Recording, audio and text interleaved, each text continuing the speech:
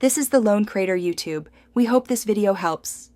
In this video, I will explain how to use Fidelity Youth full guide. Open the Fidelity app and tap Youth to start the account setup process right away. I will walk you through required parent verification steps, linking a funding source, and choosing basic permissions. Follow along as I show which documents to prepare and how to navigate each screen, so signing up feels simple and secure for both teens and parents.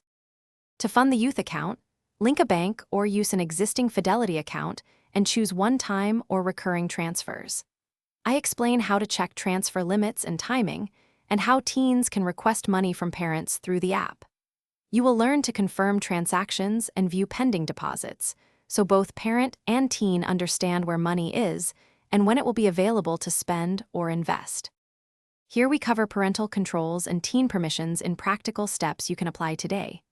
I show how to toggle trading rights, set card spending limits, and enable alerts for transactions. We also walk through educational settings so teens can learn about budgeting and simple investing. By the end, you will know how to balance freedom with oversight, helping teens build money skills while parents keep appropriate safety. Thanks for watching. Consider subscribing if we helped you.